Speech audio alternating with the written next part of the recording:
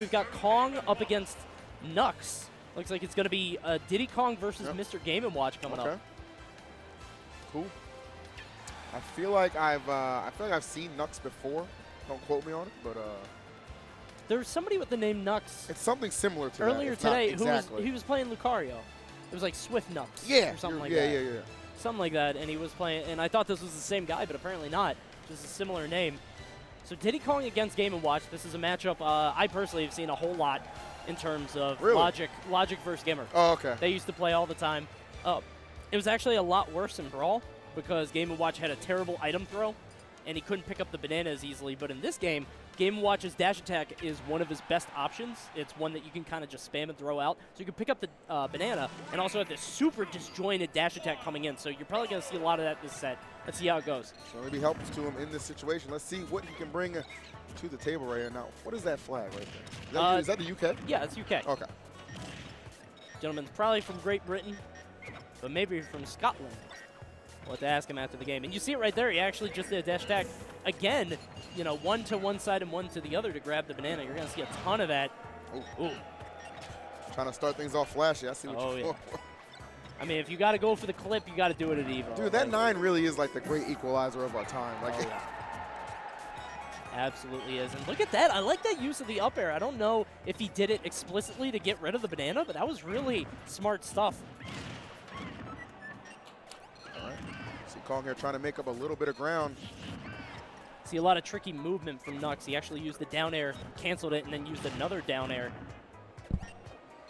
And you see him do it right there, yeah. I think that's one thing you have to have with like a character like Game & Watch. Like you gotta be able to just kind of switch it up and mix your opponent up, like to a level that's just pretty ridiculous. I think Game & Watch has like some like deficiencies that like make him not like obviously like a character most people will select. But when you can play, and you can just be clever in general, like you get so much more out of it. Everybody makes the joke, right, about Game & Watch being two-dimensional, but he really is in terms of his options. So you got to be kind of a smart player, be able to mix people up and make the most of it. And whoa, banana into the forward smash. Yeah, no mix-up right there, just a classic.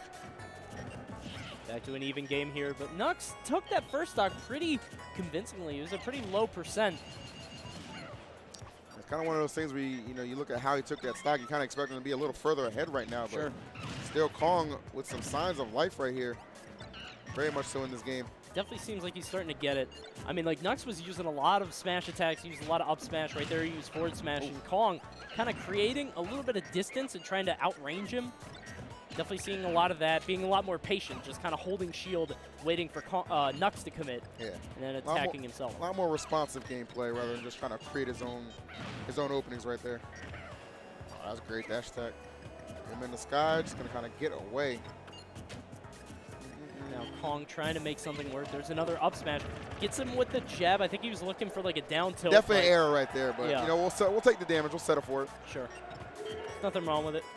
He's got the banana on lock and he shoots him instead. Okay, well, could have been a kill confirmed, but it looks like he's not uncomfortable at all. I mean, he's doing just fine. And remember the weight difference. Knux's character at 127 is a lot different than Diddy at 70. The thing is, with how strong some of Game & Watch's kill options are, like that one, could be pretty even still. All right, I like the patience right there. Good answer, though, from Knux. We're turning off that ledge a little aggressively right now. And that'll probably wrap things up. Yes, sir. Yeah. Able to connect all hits of the up smash to do it. So really started off strong there for Knux, but just kind of out of nowhere, Cong just kind of found his footing and just did not let up. Yeah, it seemed like with characters like Game & Watch, it does, we were talking about characters earlier that take a little bit of time to get used to. I definitely strongly believe that Game & Watch is one of those characters. Absolutely. You know, after maybe the first stock, the first game, you kind of get a sense for it, and it's up to the Game & Watch to kind of keep changing things up and, you know, adapting in terms of gameplay. Cong definitely doing that himself. So we're out to game 2. In terms of Game & Watch counter picks, I would go ahead and venture to guess probably something with less platforms, but I don't know because Diddy likes having, you know, a long flat stage. Dreamland, I think that makes sense. I don't think there's a true stage like that's legal that you can really counter pick Diddy Kong to. That's I think he excels on any stage that you pick him on. So sure. Really going to come down to what you're most comfortable with here. It looks like he has decided that will be Dreamland. I think this is a smart pick. I think it makes sense. You want smaller blast zones just because, you know, your Game & Watch and killing earlier is kind of essential to you. Kind of neutralize that lightweight difference. Oh. All right. Couple of well-timed forward airs coming through. Going for the third, not going to find it. Just keeping the pressure on the ledge. And it's kind of interesting because Game & Watch's weakness, one of his weaknesses historically has been disjoints, right? So like sword characters that can kind of create a zone around. Oh, Diddy doesn't have a sword, but he does have those feet. Stuff on that back here. You watch people play, you know, against a character like this, especially with Diddy Kong. I mean, those feet can be just as deadly as a sword for sure. Exactly. Stuffing it constantly. Oh, that was good. He is really in love with going for that, that forward smash out of any kind of down tilt or banana exchange, man. But he'll go ahead and just settle for that stock. I'm not really sure what happened there. I think somehow he may have lost the jump without realizing it, but that doesn't. I'm not really sure. He only had the up B. He definitely could have made it back, but something I don't know happened. if he just up B like without using his jump, or I'm not sure. That was a little bit of a wonky exchange right there, and it's a big one because it cost him a pretty early stock.